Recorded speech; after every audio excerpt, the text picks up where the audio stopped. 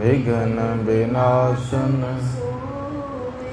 वाहिगुरु जी की फतेह है, विघ्न विनाशन।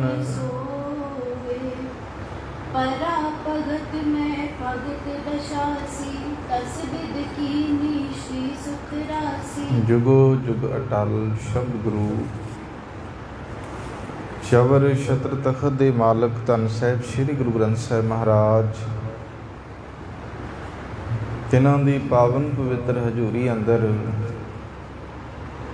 धन धन साहिब श्री गुरु तेग बहादुर साहिब महाराज, तिन्हां दे पावन प्रकाश गुरपुरब नूं समर्पित संध्या वक्त तो सजे पावन दीवान, तिन्हां दियां हाजरियां पढ़ रहे गुरु सवारे गुरु प्यारे सतसंगी जनों, धनता दे योग हो सतगुरां दी मुबारक हजूरी अंदर बैठ के शुभ गुणां दी प्राप्ति करन दा सुभाग समा मालिक ने बख्शिश कीता है। चल रही लड़ीवार श्री गुर प्रताप सूरज ग्रंथ की कथा, जिस कथा विच धन गुरु नानक पातशाह महाराज जी दे बाल कौतक बचपन दे विच कीते हुए परोपकार, अचरजमई कौतक, तिन्हां दी विचार आपां सरवण कर रहे हैं। कल दे दीवाना विच जिवें आप जी ने सरवण कीता, सतगुरु गुरु नानक पातशाह महाराज एकांत वास्ते विच हुण रहिंदे ने, ज़्यादा किसी नाल बोलदे नहीं। हुण खाना पीना भी घट है, साथियां दे नाल खेडना भी घट है, ते माता पिता ने हुण सोचिया है कि हुण पता नहीं फिर तो की गल हो गई है। पुत्र नूं समझाया भी ते पुछना भी कीता है, दस कोई रोग कोई चीज़ किस प्रकार की कोई कमी, सब कुछ पुछण दे बावजूद भी गुरु नानक पातशाह महाराज जी ने कोई जवाब नहीं दिता। फिर हुण बाबा मेहता कालू जी जिवें वैद नूं बुलाउणगे ते वैद आके जिवें अपना जिहड़ा है अपने ज्ञान मुताबक गुरु नानक पातशाह महाराज जी की नब्ज पकड़ेगा तो किवें गुरु साहब जी फिर तुरकी बाणी राही वैद नूं उपदेश दिंदे ने। आओ विचार की आरंभता तो पहला रसना करो पवित्र, प्यार सहित उचारण करो जी सतनाम श्री गुरु साहिब जी, सतनाम श्री गुरु साहिब जी। परा भगत में भगत दशासी, तस बिद कीनी श्री सुख रासी। धन गुरु नानक पातशाह महाराज मानो कि उस अवस्था दे विच होने कि जिवें परा भगत मह भगत दसासी, जिवें भगती तो बिना कह लो कि भगत की दशा होवे, हालत होवे। सौखे तरीके नाल समझ लीए जिवें मच्छी बिना पानी तो होवे, तड़फदी है। ते कवि जी कहते ने तस बिद कीनी श्री सुख रासी, सुखां दी रास हुण इस विधि नाल रह रहे हन। रैन दिवस कर रहन केता, विचर न बोले कबे सुचेता। हुण दिन रात चुप रहिंदे ने, कदी भी जिहड़ा है सुचेत होके ना बोलदे ने, ना चलदे ने, ना फिरदे ने। कवि जी कहते ने इहो जी अवस्था गुरु साहब जी बनी हुई है।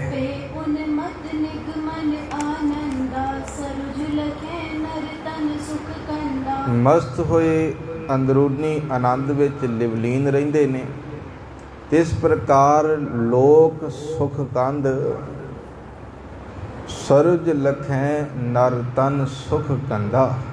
इस प्रकार गुरु जी दे शरीर नूं लोग जिहड़ा है ये समझते हैं कि इन्हां नूं कोई रोग लगा होया है, किसी रोग ने जिहड़ा है घेरा पाया होया है।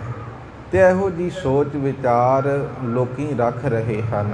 खान पान नय रुच सो करही, शांत वृत्त मुख तूषण तरही। ਮਾਤਾ ਜੀ ਹੁਣ ਆਉਂਦੇ ਨੇ ਤੇ ਇਸ ਪ੍ਰਕਾਰ ਜਿਹੜਾ ਹੈ ਉਹਨਾਂ ਨੂੰ ਖਾਣਾ ਪੀਣਾ ਵੀ ਦਿੰਦੇ ਨੇ, ਸਭ ਕੁਝ ਹੈ, ਪਰ ਰੁਚੀ ਕੋਈ ਨਹੀਂ ਹੈ। ਖਾਨ ਪਾਨ ਨਹਿ ਰੁਚ ਸੋ ਕਰਹੀ, ਖਾਣ ਪੀਣ ਦੇ ਵਿੱਚ ਉਹਨਾਂ ਦੀ ਕੋਈ ਰੁਚੀ ਨਹੀਂ ਹੈ। ਸ਼ਾਂਤ ਬ੍ਰਿਤ ਮੁਖ ਦੂਸ਼ਣ ਧਰਹੀ, ਸ਼ਾਂਤ ਬਿਰਤੀ ਵਿੱਚ ਨੇ ਤੇ ਮੁਖ ਤੋਂ ਜਿਹੜਾ ਹੈ ਚੁੱਪ ਧਾਰੀ ਹੋਈ ਹੈ। मात आन बहु कर कर हेतु, असन खुवावे मधुर समेतु। ਅਸਲ ਦੇ ਵਿੱਚ ਮਾਤਾ ਜੀ ਆਉਂਦੇ ਨੇ, ਬੜਾ ਪਿਆਰ ਵੀ ਕਰਦੇ ਨੇ, ਮਿੱਠੇ ਸਮੇਤ ਹੋਰ ਕਈ ਪ੍ਰਕਾਰ ਦੇ ਭੋਜਨ ਜਿਹੜਾ ਹੈ ਉਹ ਖਵਾਉਂਦੇ ਹਨ।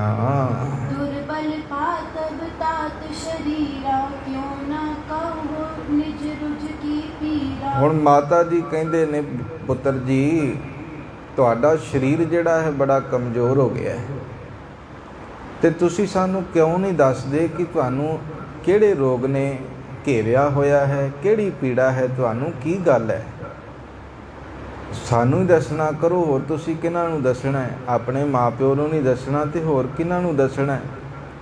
ਤੇ ਇਸ ਲਈ ਜਿਹੜਾ ਹੈ ਪੁੱਤਰ ਜੀ ਦੱਸੋ ਕਿਹੜੀ ਪੀੜਾ ਹੈ। आनन पीत अचंचल अंगा, बिगस न बोलो संग उमंगा। ਤੇਰਾ ਮੂੰਹ ਵੀ ਹੁਣ ਪੀਲਾ ਪੈ ਗਿਆ, ਹੁਣ ਖੁਰਾਕ ਨਹੀਂ ਖਾਣੀ, ਟਾਈਮ ਨਾਲ ਜਿਹੜਾ ਹੈ ਜਲ ਨਹੀਂ ਛਕਣਾ ਜਾਂ ਫਿਰ ਪ੍ਰਸ਼ਾਦਾ ਨਹੀਂ ਛਕਣਾ, ਤੇ ਸੁਭਾਵਿਕ ਗੱਲ ਹੈ ਸਰੀਰ ਦੇ ਅੰਦਰ ਫਿਰ ਜਿਹੜਾ ਹੈ ਕਮੀ ਹੋ ਜਾਂਦੀ ਹੈ ਤੱਤਾਂ ਦੀ।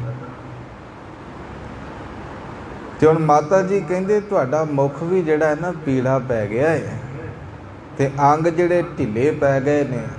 ਤੁਸੀਂ ਖੁਸ਼ ਰਹਿੰਦੇ ਸੀ ਪਰ ਹੁਣ ਕਿਸੇ ਨਾਲ ਉਤਸ਼ਾਹ ਨਾਲ ਬੋਲਦੇ ਹੀ ਨਹੀਂ, ਕੀ ਗੱਲ ਬਣੀ ਹੈ? निज संगी के संगम माही, मिल के विचरत क्यों तुम नाही। ਆਪਣੇ ਮਿੱਤਰਾਂ ਬੇਲੀਆਂ ਦੇ ਨਾਲ ਤੁਸੀਂ ਹੁਣ ਮਿਲ ਕੇ ਵਿਚਰਦੇ ਕਿਉਂ ਨਹੀਂ, ਖੇਡਦੇ ਕਿਉਂ ਨਹੀਂ, ਜੋ ਉਹਨਾਂ ਵਿੱਚ ਜਾ ਕੇ ਤੁਸੀਂ ਕਿਉਂ ਨਹੀਂ ਹੁਣ ਫਿਰਦੇ, ਇਹ ਦੱਸਣਾ ਕਰੋ।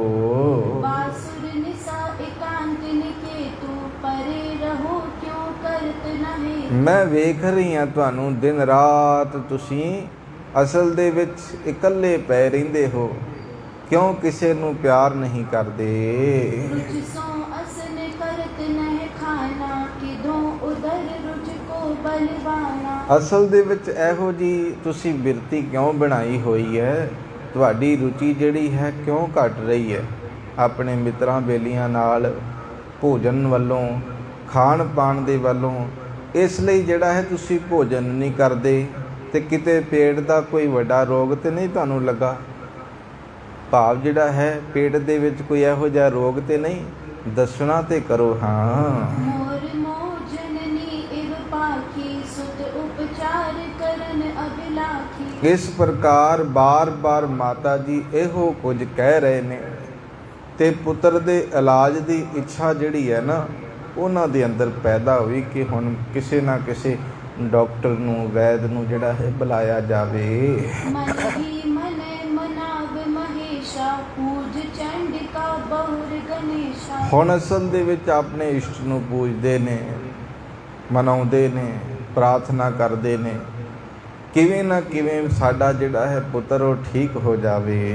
सुत शरीर को करो अरोगा, देओ उपाय जस जिस जोगा। ਕਹਿੰਦੀ ਹੈ ਕਿ ਮੇਰੇ ਪੁੱਤਰ ਨੂੰ ਜਿਹੜਾ ਹੈ ਅਰੋਗੀ ਬਣਾਓ, ਰੋਗ ਰਹਿਤ ਕਰ ਦਿਓ, ਤੇ ਜੋ ਵੀ ਅਸਲ ਦੇ ਵਿੱਚ ਇਹਨਾਂ ਨੂੰ ਰੋਗ ਹੈ ਉਹਨਾਂ ਰੋਗਾਂ ਤੋਂ ਛੁਟਕਾਰਾ ਦਿਵਾ ਦਿਓ।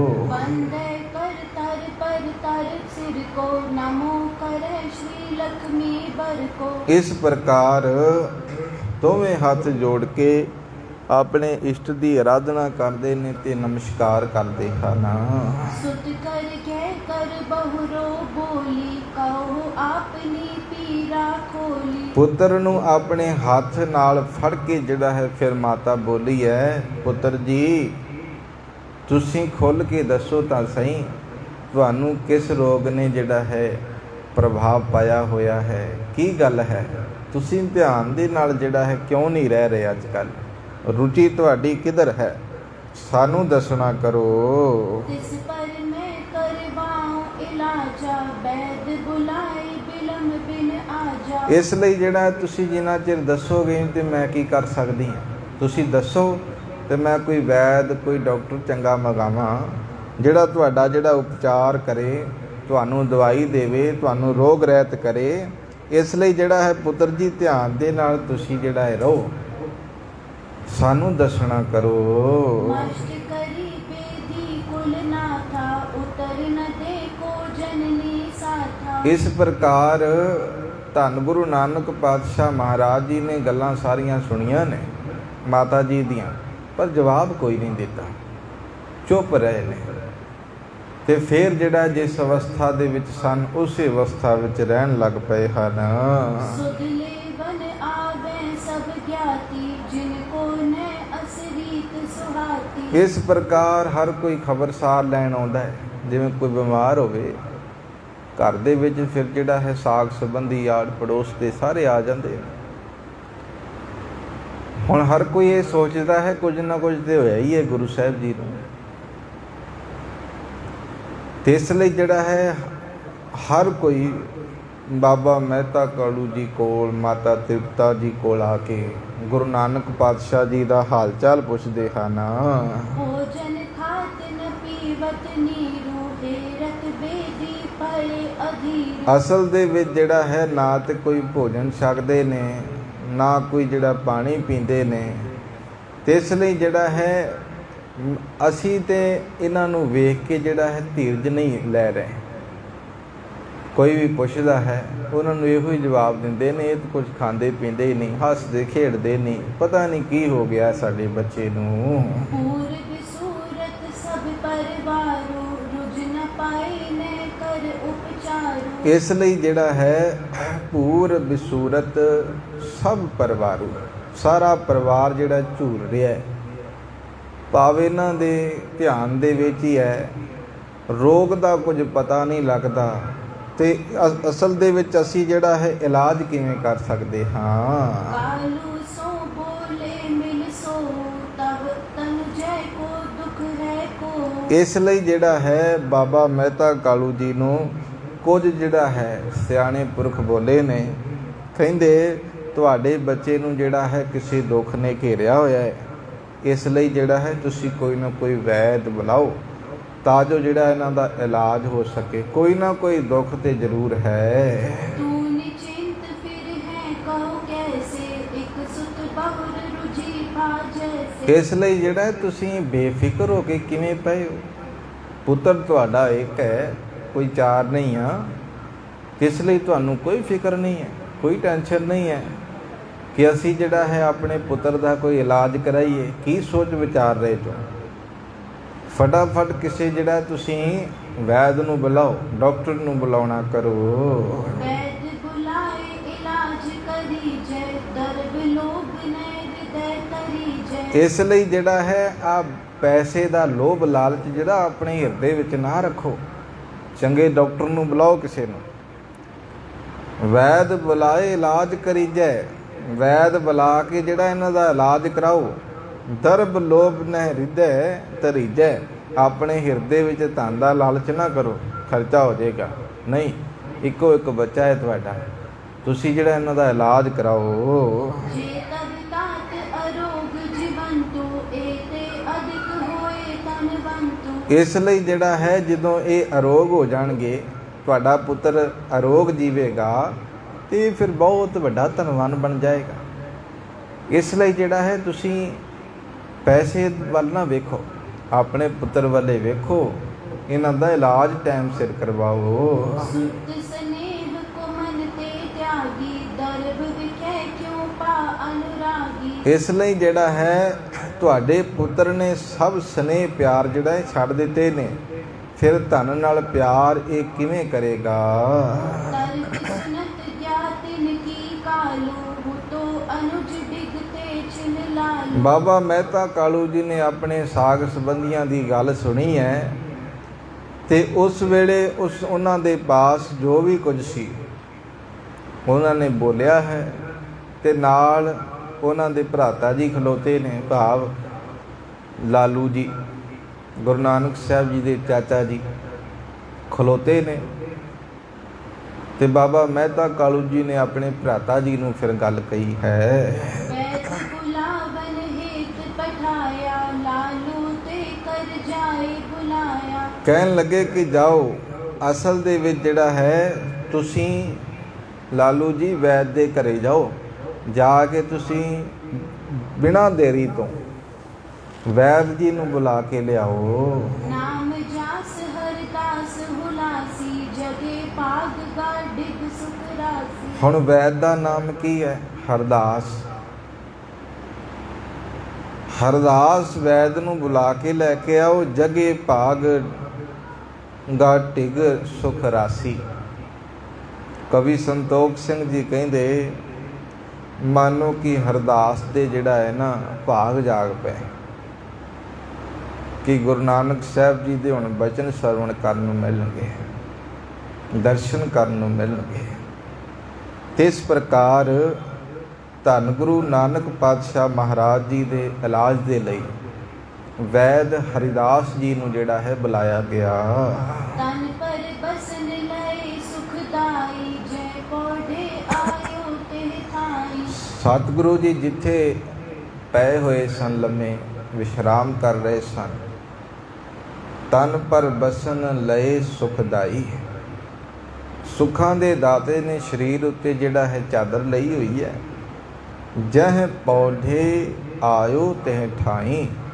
ਗੁਰੂ ਸਾਹਿਬ ਜੀ ਜਿੱਥੇ ਲੰਮੇ ਪਏ ਹੋਏ ਸਨ, ਆਰਾਮ ਕਰ ਰਹੇ ਸਨ, ਉੱਥੇ ਵੈਦ ਹਰਿਦਾਸ ਜੀ ਆਏ ਹਨ।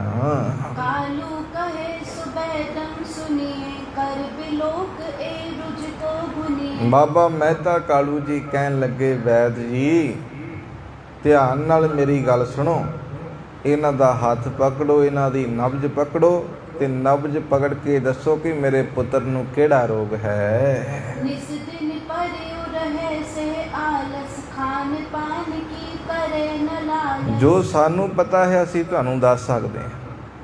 ਸਾਡਾ ਪੁੱਤਰ ਜਿਹੜਾ ਹੈ ਨਾ ਦਿਨ ਰਾਤ ਮੰਨੋ ਕਿ ਜਿਹੜਾ ਹੈ ਇਹਦੇ ਉੱਤੇ ਆਲਸ ਛਾਇਆ ਹੋਇਆ ਹੈ, ਪਿਆ ਰਹਿੰਦਾ ਹੈ। ਖਾਨ ਪਾਨ ਕੀ ਕਰੇ ਨਾ ਲਾਲਸ, ਖਾਣ ਪੀਣ ਦੀ ਕੋਈ ਲਾਲਸਾ ਨਹੀਂ ਕਰਦਾ। ਪੀਤ ਬਦਨ ਤਨ ਖੀਨ ਕੁਢਾਰਾ, ਬੇਦਨ ਪਾਈ ਕਰੋ ਉਪਚਾਰ। ਆ ਵੇਖੋ ਪੀਤ ਬਦਨ, ਪੀਤ ਦਾ ਅਰਥ ਪੀਲਾ, ਆ ਇਹਨਾਂ ਦਾ ਵੇਖੋ ਮੁਖੜਾ, ਆ ਸਰੀਰ ਵੇਖੋ ਪੀਲਾ ਪੈ ਗਿਆ, ਸਰੀਰ ਕਮਜ਼ੋਰ ਹੋ ਗਿਆ। ਬਿਮਾਰੀ ਲੱਭ ਕੇ ਇਹਨਾਂ ਦਾ ਇਲਾਜ ਕਰਨਾ ਕਰੋ। ਸੁਨ ਕਰ ਬਚਨ ਬੈਠ ਬੁੱਧਵੰਤਾ, ਬੈਠਿਓ ਨਿਕਟ ਤਬੈ ਜਗ ਕੰਤਾ। ਇਹ ਬਚਨ ਸੁਣ ਕੇ ਵੈਦ ਹਰਦਾਸ ਜੀ ਨੇ ਜਿਹੜਾ ਹੈ ਨਾ ਬਾਬਾ ਮਹਿਤਾ ਕਾਲੂ ਜੀ ਦੇ ਬਚਨ ਸੁਣੇ ਨੇ ਤੇ ਸੁਣ ਕੇ ਤੇ ਗੁਰੂ ਨਾਨਕ ਪਾਤਸ਼ਾਹ ਮਹਾਰਾਜ ਜੀ ਦੇ ਕੋਲ ਬੈਠ ਗਿਆ ਹੈ। ਆਨਨ ਪਰਤੇ ਬਸਨ ਉਘਾਰਾ, ਵੇਰਤ ਤਮਨੀ ਕਰ ਕਰ ਤਾਰਾ। ਗੁਰੂ ਸਾਹਿਬ ਜੀ ਦੇ ਸਰੀਰ ਤੋਂ ਮੁਖੜੇ ਤੋਂ ਕੱਪੜਾ ਉਤਾਰਿਆ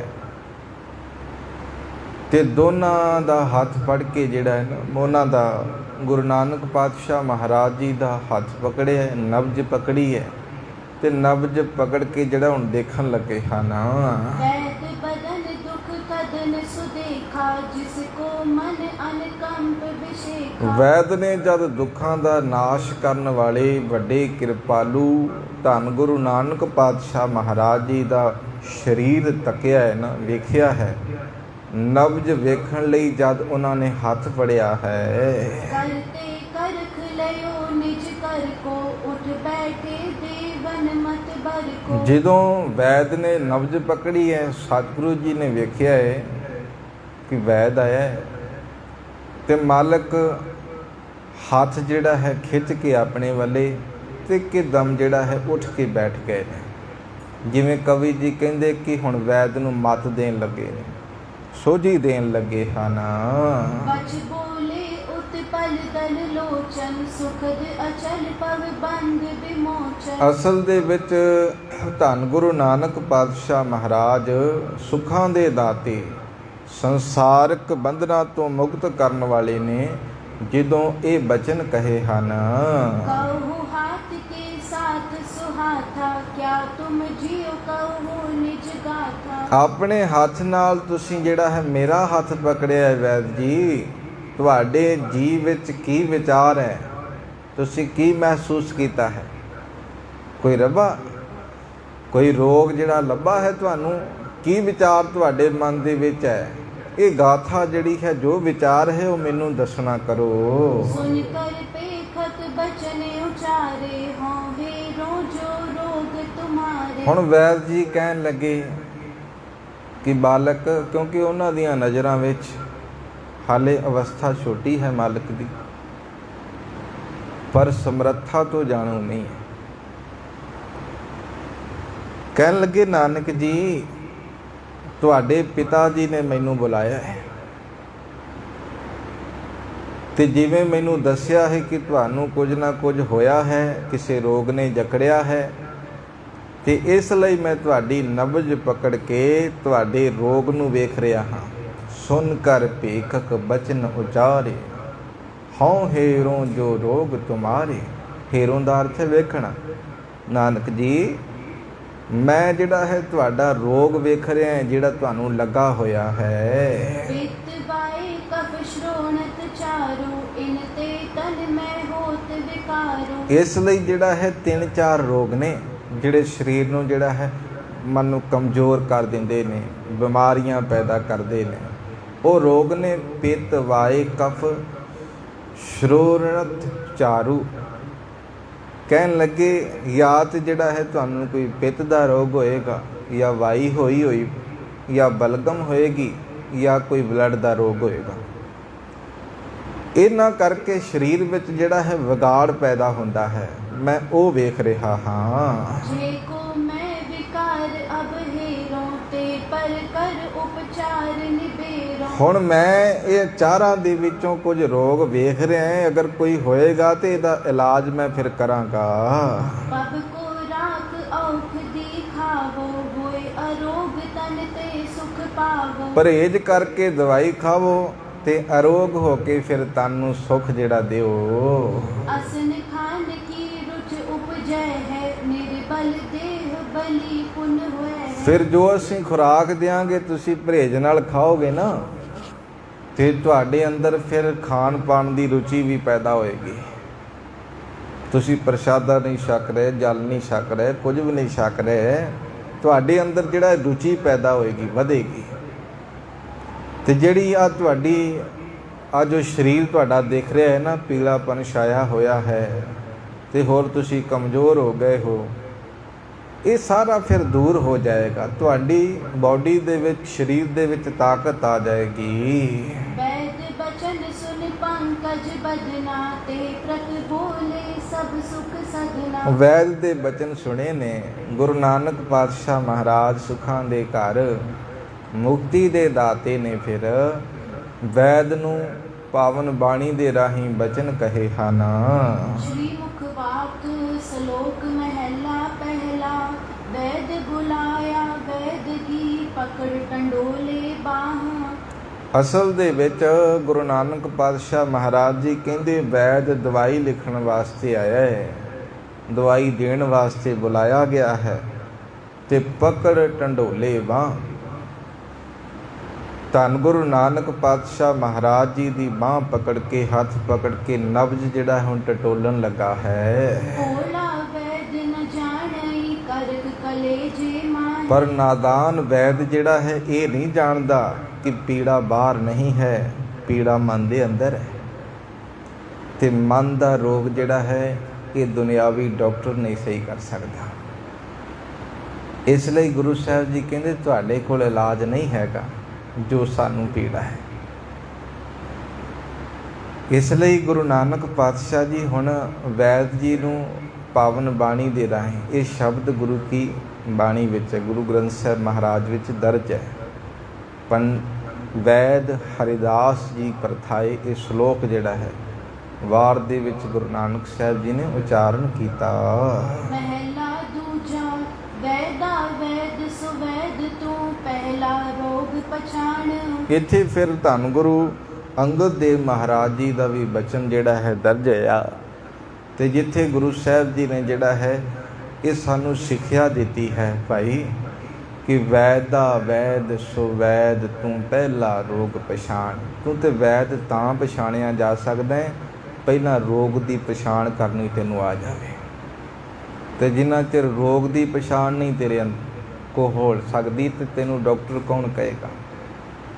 ਇਸ ਲਈ ਜਿਹੜਾ ਹੈ ਅਸਲ ਵਿੱਚ ਵੈਦ ਡਾਕਟਰ ਉਹੀ ਹੈ ਜੋ ਰੋਗ ਦੀ ਅਸਲੀ ਪਛਾਣ ਜਿਹੜਾ ਹੈ ਕਰ ਸਕਦਾ ਹੈ। ਐਸਾ ਦਾਰੂ ਲੋੜ ਲਓ ਜਿਤ ਵੰਜੇ ਰੋਗਾ ਕਾਣ। ਕੋਈ ਇਹੋ ਜਿਹਾ ਦਾਰੂ ਭਾਵ ਦਵਾਈ ਹੋਵੇ ਜਿਹਦੇ ਨਾਲ ਜਿਹੜਾ ਹੈ ਜਿਤ ਵੰਜੇ ਰੋਗਾਂ ਕਾਣ, ਜਿਹਦੇ ਨਾਲ ਹਰ ਇੱਕ ਰੋਗ ਜਿਹੜਾ ਹੈ ਦੂਰ ਹੋ ਸਕੇ।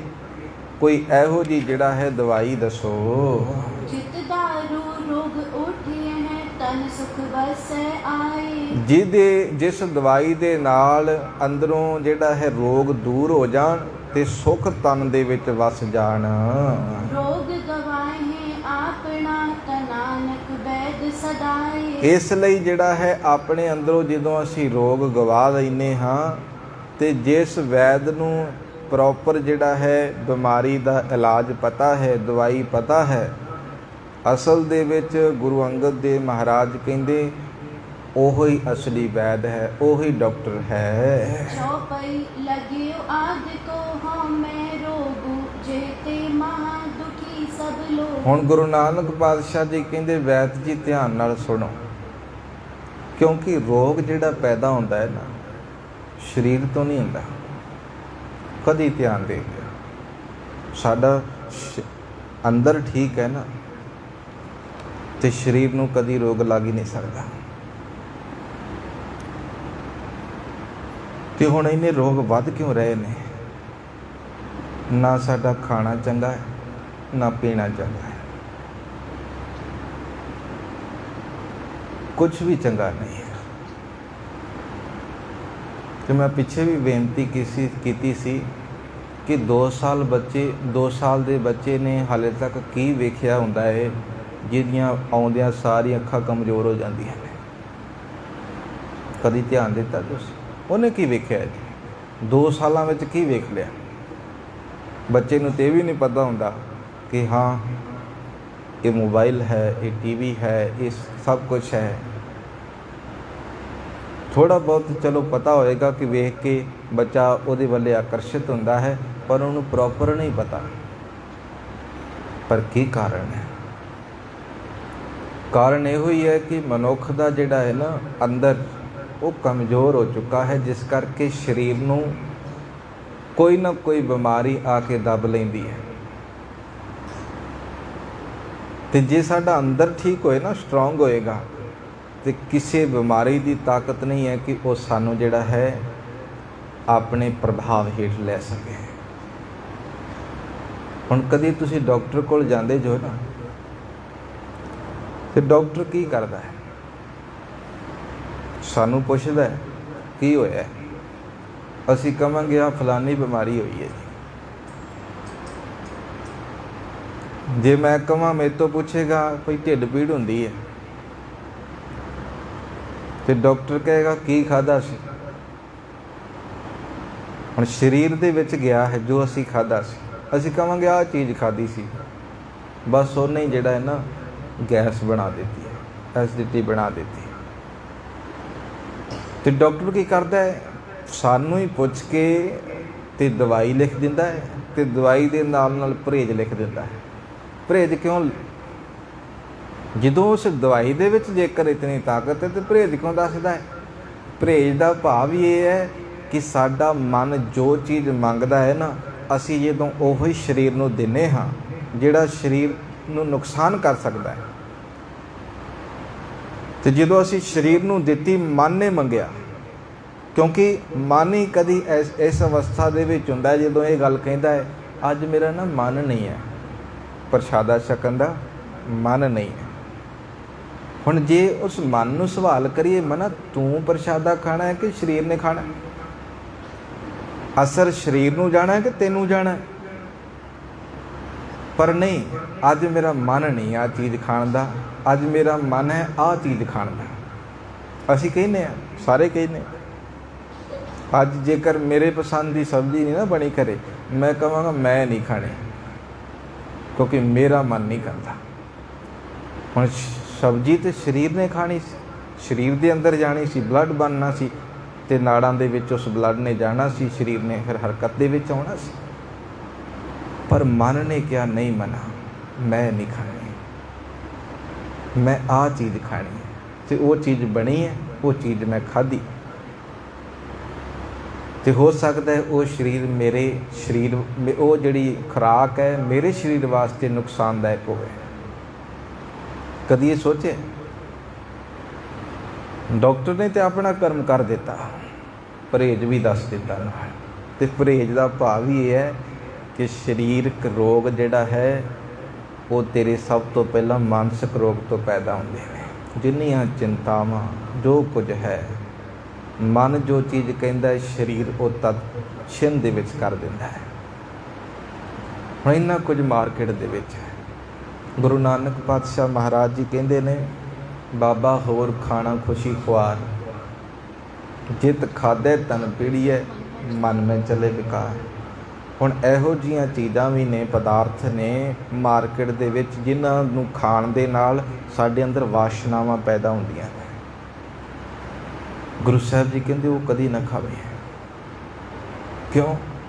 खादा शरीर ने है, मन ने मंगया तो वासना भी अंदर तो पैदा हो गई, तो उस वासना ने ही, उस चीज़ां ने ही अंदर तो फिर रोग बाहर ले आते हैं। इसलिए अपने आप को जे तंदुरुस्त रखना है ना, सही रखना है, स्वस्थ रखना है, तो अपने अंदर नूं तुहानूं जिहड़ा स्वस्थ रखना पेगा। जो अंदर सोहना होएगा, अंदर रोग रहत होएगा, अंदर तो पता नहीं कितनी बीमारियां चंबड़ियां, किते काम की बीमारी, किते क्रोध दी है, किते लोभ दी है, किते मोह दी है, किते अहंकार दी है। तो गुरु साहब जी और कह की रहे हैं, लग्यो आद को हौमै रोगू। सब तो पहला रोग ही इनू मनुख नूं जिहड़ा है मैं मेरी दा लग्या होया। हौमै रोग मानुख को दीना, गुरु की बाणी। मैं मेरी दा रोग जिहड़ा है इस मनुख नूं शुरू तो ही है, आप तो ही है, मुढ़ तो ही है। बच्चा हजे कुछ समय दा ही हुंदा है तो वो गल ये कह दिंदा है, आ मेरी माँ है, आ मेरा पिता है, सब कुछ मैं मेरी दे विच उदों तो ही आ जाता है। हुण गोद दे विच पिया होया बच्चा है ना, अपनी गोद, अपनी माँ की गोद नूं पछाणदा है। वो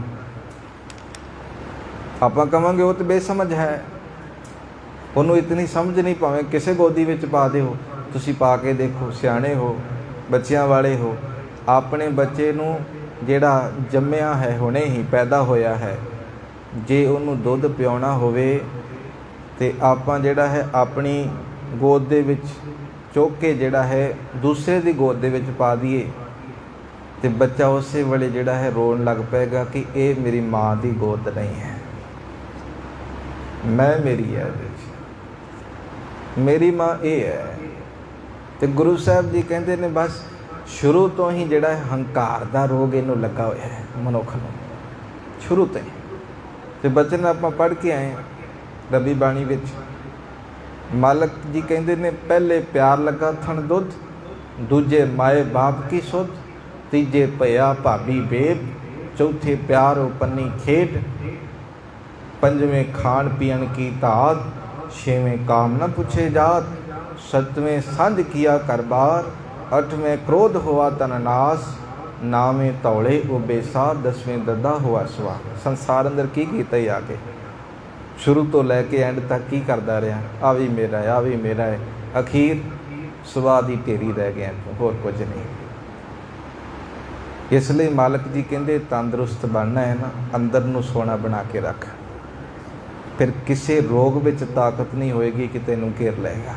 तुसीं आप इस चीज़ां नूं महसूस करो कि रोग आउंदे कित्थों ने। असीं तो कुछ इहो जिहा करदे भी नहीं, भाव बहुत कुछ है, आउंदे कित्थों ने। तो फिर अपने आप समझ आएगी कि हाँ रोग जिहड़ा है बाहर तो नहीं, अंतर्मुखी पैदा होंदे ने रोग। जो अंदरों आए तो जग जाह के शरीर ते होंदे ने।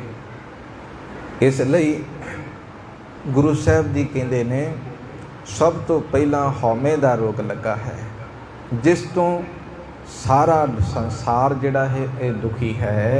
जग में जन्म मरण को कारण के उपचार न होत निवारण। ਜਗਤ ਵਿੱਚ ਜਨਮ ਮਰਨ ਦੇ ਕਾਰਨ ਕਿਸੇ ਦਵਾਈ ਨਾਲ ਵੀ ਜਿਹੜਾ ਹੈ ਇਹ ਰੋਗ ਦੂਰ ਨਹੀਂ ਹੁੰਦਾ। ਇਹ ਰੋਗ ਕਿਸੇ ਦਵਾਈ ਨਾਲ ਦੂਰ ਨਹੀਂ ਹੁੰਦਾ। अपने आप को हेरो आमी करो अवर को कैस अनामी। ਜੇ ਤੁਸੀਂ ਆਪਣੇ ਆਪ ਨੂੰ ਰੋਗੀ ਸਮਝਦੇ ਹੋ ਨਾ ਤੇ ਫਿਰ ਹੋਰਨਾਂ ਨੂੰ ਕਿਵੇਂ ਅਰੋਗ ਕਰੋਗੇ? ਵੈਦ ਜੀ ਤੁਸੀਂ ਦੱਸੋ, ਤੁਹਾਡੇ ਅੰਦਰ ਇਹ ਰੋਗ ਹੈ ਤੇ ਜੇ ਹੈ ਤੇ ਤੁਸੀਂ ਦੂਜੇ ਨੂੰ ਕਿਵੇਂ ਅਰੋਗ ਕਰੋਗੇ? जिस पे खजते हो मैं जाई अब चल सुख बस है तन आई। ਜਿਸ ਦਵਾ ਨਾਲ ਹਉਮੈ ਦੂਰ ਹੁੰਦੀ ਹੈ, ਤਨ ਵਿੱਚ ਜਿਹੜਾ ਹੈ ਅਬਨਾਸ਼ੀ ਸੁਖ ਨਾਸ਼ ਰਹਿਤ ਸੁਖ ਆ ਕੇ ਵਸਦਾ ਹੈ। सो उपचार करे जे को निज रुच खोई बैद पल सो। ਜੇ ਉਹ ਇਲਾਜ ਕੋਈ ਕਰੇ ਤਾਂ ਨਿੱਜੀ ਦੁੱਖ ਜਿਹੜਾ ਹੈ ਨਾ ਉਹ ਦੂਰ ਕਰਨ ਵਾਲਾ ਅਸਲ ਉਹੀ ਚੰਗਾ ਵੈਦ ਹੈ। जन्म मरण ते मुक्ता होई बहुर न रोग व्यापै को। ਜਨਮ ਮਰਨ ਤੋਂ ਇਹੋ ਜੇ ਫਿਰ ਮੁਕਤ ਹੋ ਜਾਣਗੇ ਤੇ ਦੁਬਾਰਾ ਫਿਰ ਉਹਨਾਂ ਨੂੰ ਕੋਈ ਰੋਗ ਨਹੀਂ ਚੰਬੜੇਗਾ। रुज पर खन पुन तिन को हरने सुनियो चहित हो मन दृढ़ करने। ਬਿਮਾਰੀ ਜਾਚਣ ਅਤੇ ਜਿਹੜਾ ਹੈ ਇਸ ਨੂੰ ਦੂਰ ਕਰਨ ਦਾ ਜਿਹੜਾ ਕੀ ਕਰਨਾ ਚਾਹੀਦਾ ਇਸ ਵਾਸਤੇ? ਗੁਰੂ ਸਾਹਿਬ ਜੀ ਕਹਿਣ ਲੱਗੇ ਜੇ ਤੁਸੀਂ ਇਸ ਬਾਰੇ ਜਾਣਨਾ ਚਾਹੁੰਦੇ ਹੋ ਤਾਂ ਵੈਦ ਜੀ ਮਨ ਬਿਰਤੀਆਂ ਨੂੰ ਇਕਾਗਰ ਕਰੋ ਤੇ ਸੁਣਨਾ ਕਰੋ। तौ उचरो निज हृदय चाहू सबे कहो मैं तुमरे पाहू। ਜੇ ਤੁਸੀਂ ਹਿਰਦੇ ਵਿੱਚ ਸੁਣਨ ਦੀ ਚਾਹ ਹੈ ਨਾ, ਤੁਹਾਡੇ ਅੰਦਰ ਇੱਛਾ ਹੈ, ਤੇ ਇਸ ਲਈ ਮੈਂ ਉਚਾਰਨ ਕਰਦਾ ਹਾਂ ਤੇ ਸਭ ਕੁਝ ਜਿਹੜਾ ਹੈ ਨਾ ਮੈਂ ਤੁਹਾਡੀ ਖਾਤਰ ਕਹਿੰਦਾ।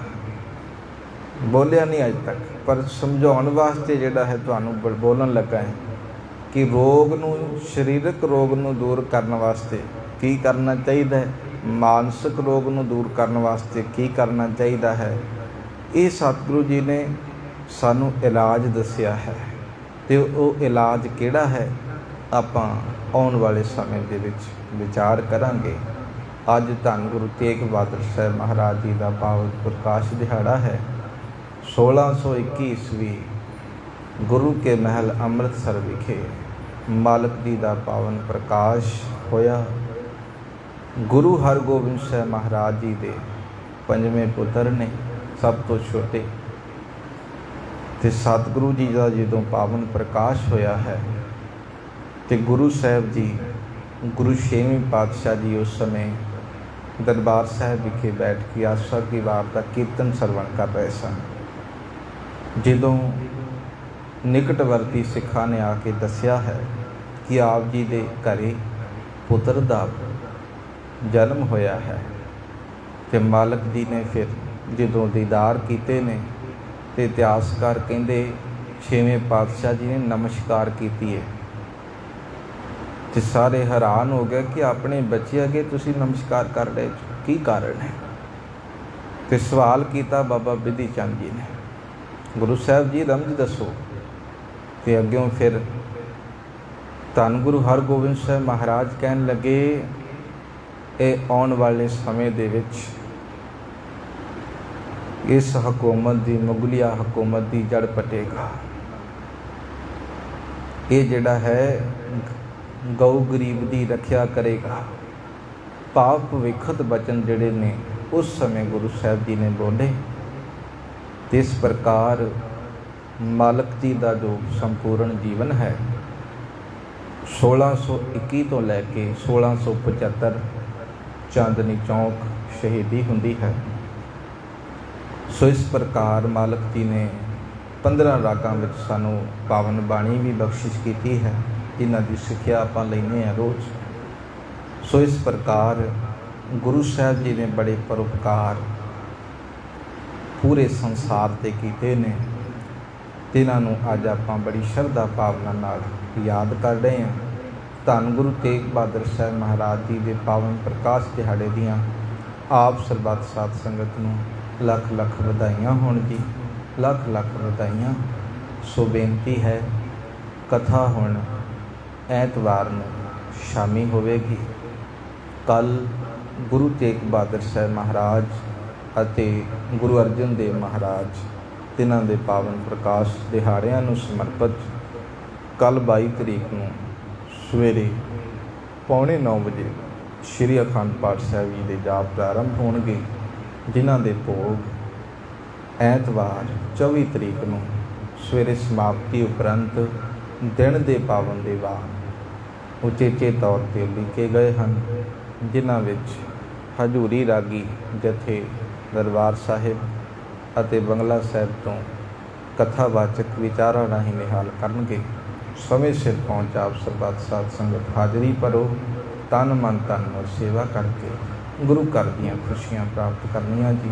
ਵਾਹਿਗੁਰੂ ਜੀ ਕਾ ਖਾਲਸਾ, ਵਾਹਿਗੁਰੂ ਜੀ ਕੀ ਫਤਿਹ। ਹੇ ਅਚੁੱਤ ਹੈ ਪਾਰ ਬ੍ਰਹਮ ਅਬਿਨਾਸ਼ੀ ਅਗਨਾਸ਼ੀ, ਹੇ ਪੂਰਨ ਹੈ ਸਰਬ ਮੈਂ, ਦੁਖ ਪੰਜਨ ਗੁਣ ਤਾਸ, ਹੇ ਸੰਗੀ ਹੈ ਨਿਰੰਕਾਰ, ਹੇ ਨਿਰਗੁਣ ਸਭ ਟੇਕ, ਹੇ ਗੋਬਿੰਦ ਹੈ ਗੁਣ ਨਿਧਾਨ, ਜਾ ਕੇ ਸਦਾ ਵਿਵੇਕ, ਹੇ ਅਪਰੰਪਰ ਹਰ ਹਰੇ, ਹੈ ਪੀ ਹੋਵਨਹਾਰ, ਹੇ ਸੰਤਾਂ ਕੈ ਸਦਾ ਸੰਗ, ਧਾਰਾ ਆਧਾਰ, ਹੇ ਠਾਕੁਰ ਹਉ ਦਾਸਰੋ, ਮੈਂ ਨਿਰਗੁਣ ਗੁਣ ਨਹੀਂ ਕੋ, ਨਾਨਕ ਦੀਜੈ ਨਾਮ ਦਾਤ, ਆਖੋ ਹੀਏ ਪਰੋ, ਆਏ ਪ੍ਰਭ ਸ਼ਰਨਾਗਤੀ, ਕਿਰਪਾ ਨਿਤ ਦਇਆਲ, ਏਕ ਅਖਰ ਹਰ ਮਨ ਬਸਤ, ਨਾਨਕ ਹੋਤ ਨਿਹਾਲ, ਆਏ ਪ੍ਰਭ ਸ਼ਰਨਾਗਤੀ, ਕਿਰਪਾ ਨਿਤ ਦਇਆਲ, ਏਕ ਅਖਰ ਹਰ ਮਨ ਬਸਤ।